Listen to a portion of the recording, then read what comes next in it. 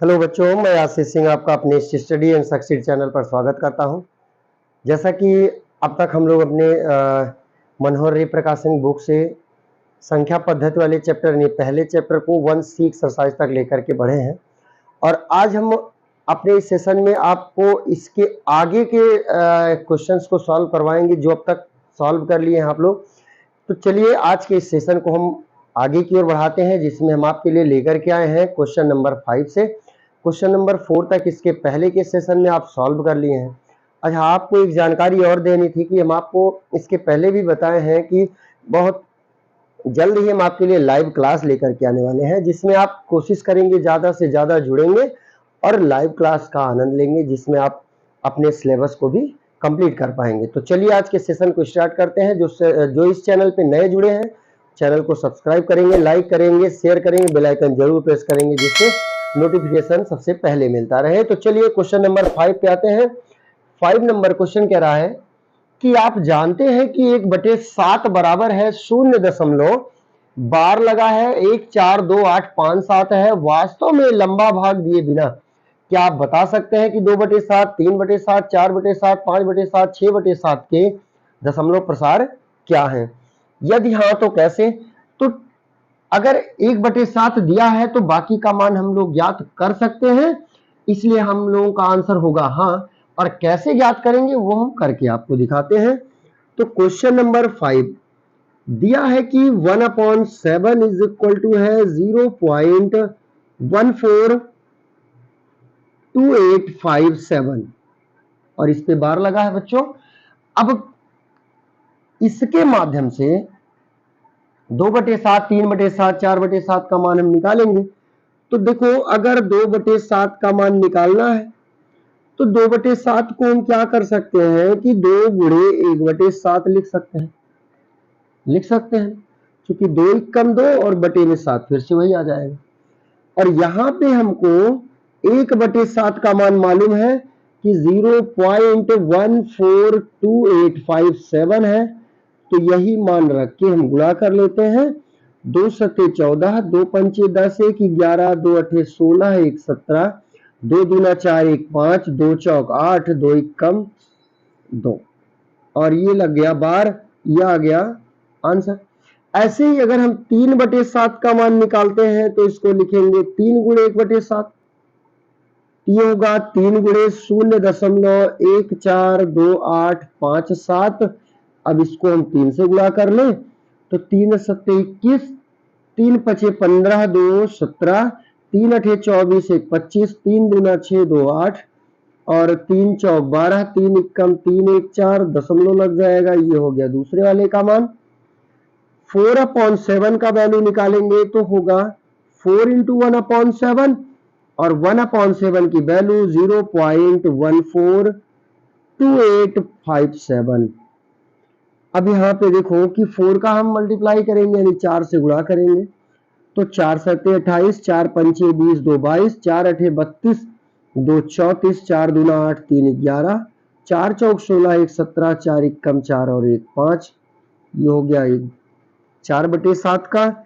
ऐसे ही 5/7 का मान निकालेंगे तो इसको लिखेंगे 5 गुणे 1/7। तो 1/7 का मान है 0.142857 और बार लगेगा तो 5 से गुणा करेंगे तो 5 सत्ते 35, 55 25, 3 28, 5 अठे 40, 2 42, 5 दूना 10, 4 14, 5 चौक 20, 1 21, 5 एकम 5, 2 7 लग जाएगा दशमलव और यहाँ पे लगाएंगे बार। ऐसे ही 6/7 का निकालेंगे, ये जाएगा 6 × 1/7 या 6 × 1/7 की वैल्यू फिर से 0.142857। ये मान आपको दिया भी गया है तो गुणा करेंगे 6 सत्ते 42, 6 पंचे 30, 4 34, 6 अठे 48, 3 51, 6 दूना 12, 5 17, 6 चौक 24, 1 25 और 6 एकम 6 2 8 और लगा देंगे बार। ये क्वेश्चन नंबर 5 का आंसर हो जाएगा। क्वेश्चन नंबर 6 पे आएंगे। सॉरी, यहाँ पे हम 2 और 3 डाल दिए हैं, ये 6 है और ये 7। क्वेश्चन नंबर 6 पे आएंगे। 6 नंबर क्वेश्चन कह रहा है कि निम्नलिखित को P अपॉन Q के रूप में व्यक्त कीजिए, जहां P और Q पूर्णांक है और Q कह रहा है does not is equal to 0, यानी Q का मान 0 नहीं हो सकता है। तो चलिए 6 नंबर क्वेश्चन के पहले पार्ट को हम देखते हैं, जिसमें दिया है 0.6 बार। इसके पहले के क्वेश्चंस में हम आपको क्वेश्चन नंबर 3 में बताए थे कि बार वाली संख्या को हम P बटे Q के रूप में कैसे व्यक्त करते हैं और उसमें क्या शर्तें हैं। तो इसमें केवल 2 शर्तें हैं। पहला शर्त ये था कि दशमलव बार के पहले होगा और दूसरा शर्त है कि दशमलव को बार वाले अंक के बाद लगाते हैं। तो चलो पहले तो हम मान लें कि माना ये x बराबर दिया है कि 0.6। अच्छा, बार का मतलब है कि इसको हम चाहे जितनी बार लिख सकते हैं। अब कंडीशन पहला यानी पहली शर्त है कि दशमलव बार वाली गिनती के पहले हो। बार 6 पर लगा है तो क्या दशमलव देखेंगे 6 के पहले है? अगर है तो यानी पहले शर्त को पूरा कर रहा है, तो हम इसको यहीं पे मान लेंगे समीकरण नंबर 1। दूसरी शर्त में कहता है कि दशमलव बार वाली अंक के बाद हो, तो दोनों पक्षों में 1 लिखेंगे और बार सिर्फ 6 पर लगा है, तो यानी यहां से हमको 1 अंक खिसकाना है, यहां 1 0 बढ़ाएंगे, यानी हो जाएगा 10 से गुणा करने पर। जितना अंक दशमलव खिसकेगा उतने से हम गुणा करते हैं, तो ये हो जाएगा 10x। 10 से गुणा करेंगे तो दशमलव 1 अंक खिसकेगा तो 6.666 हो जाएगा। और अब इसको हम मान लेते हैं समीकरण नंबर 2। समीकरण 2 से 1 को घटाने पर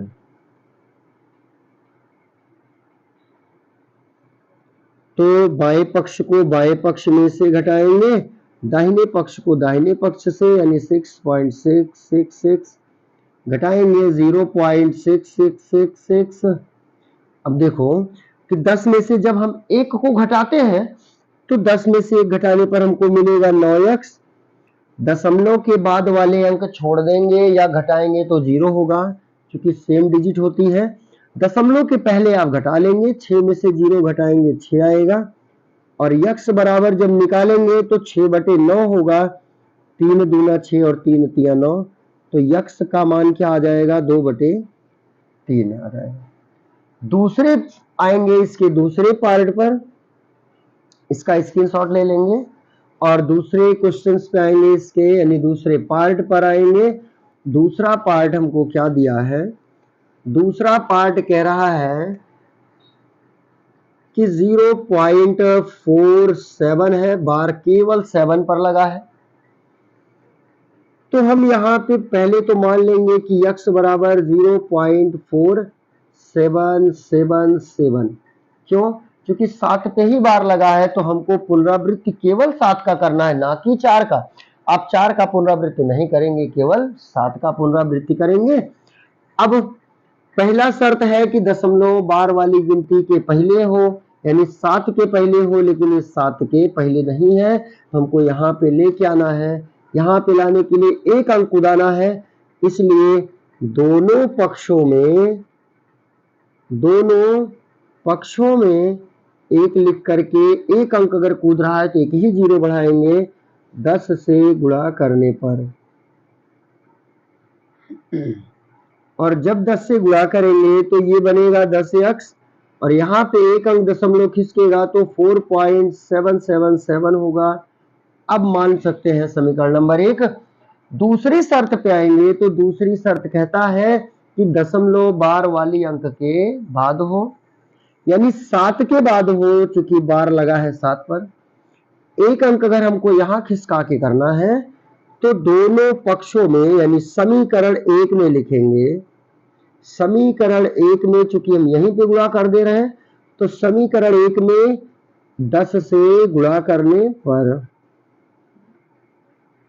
जब 10 से गुणा करेंगे तो 10 से 10 में गुणा 10 धाम 100x और 1 अंक दशमलव और खिसकेगा तो ये होगा 47.777 और ये हो गया समीकरण नंबर 2।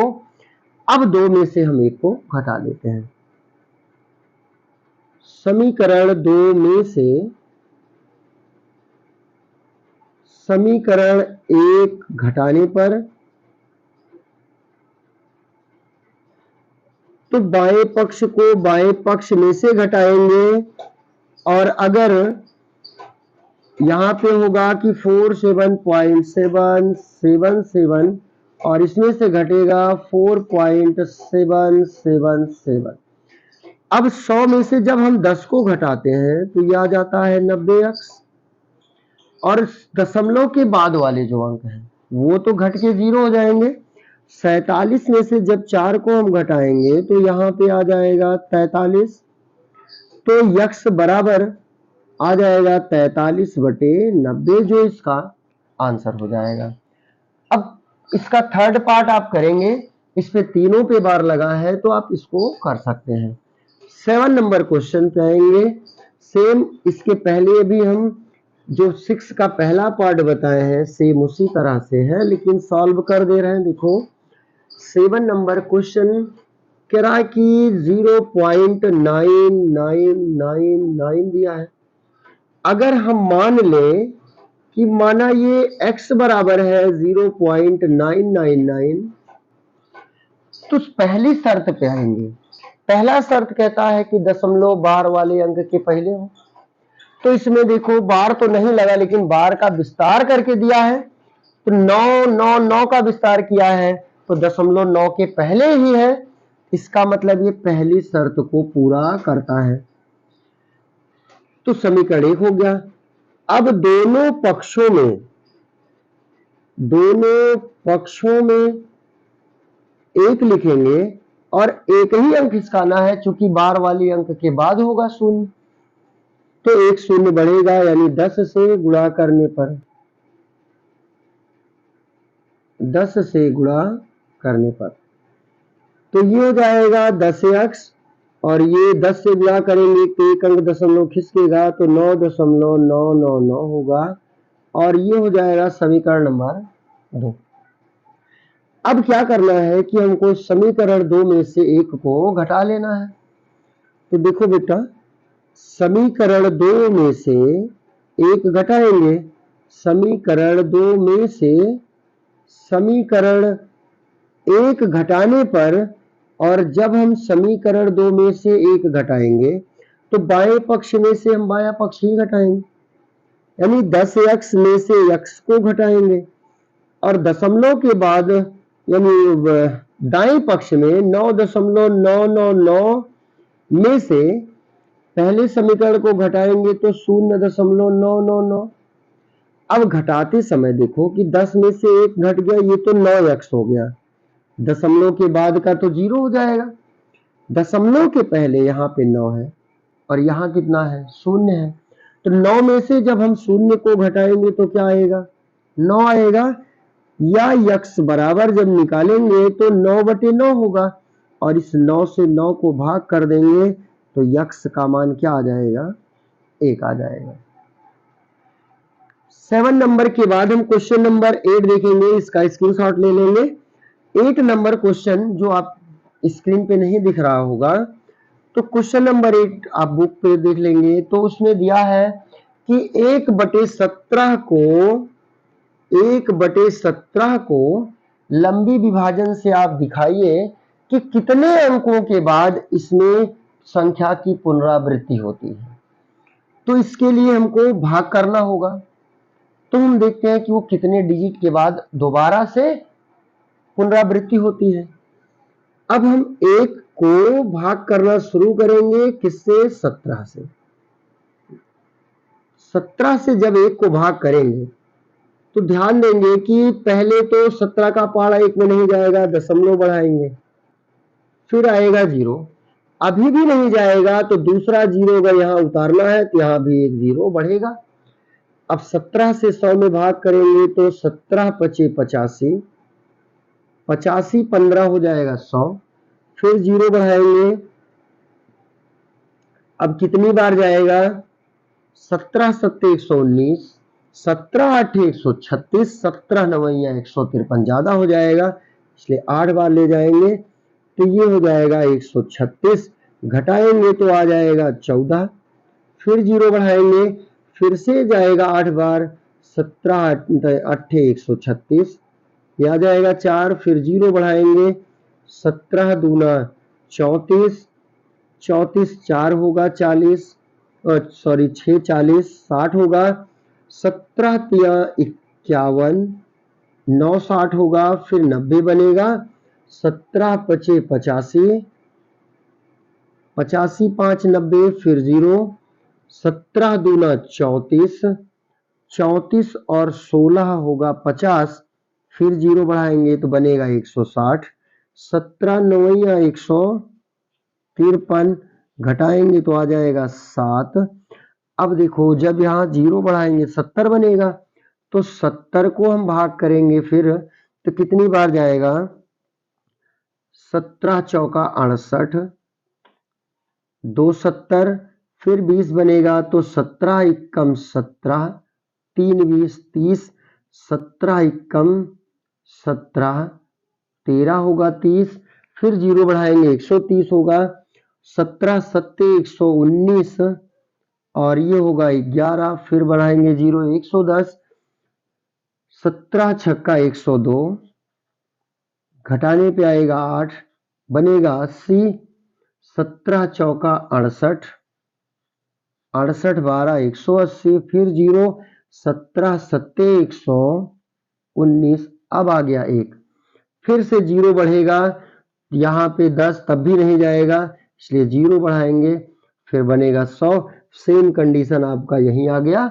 अब यहीं से 0 से ये पुनरावृत्ति शुरू होगी तो हम 0 नहीं ले जाएंगे, यहीं से देखेंगे कि कितने अंकों के बाद अब रिपीट हो रहा है, तो 1 2 3 4 5 6 7 8 9 10 11 12 13 14 15 16, तो आंसर में क्या लिखेंगे कि 16 अंकों के बाद संख्या की पुनरावृत्ति होती है, संख्या की पुनरावृत्ति होती है। ये इस क्वेश्चन का आंसर हो गया। अब क्वेश्चन नंबर 9 से हम आपके लिए अगले सेशन में लेके आएंगे, तब तक के लिए धन्यवाद।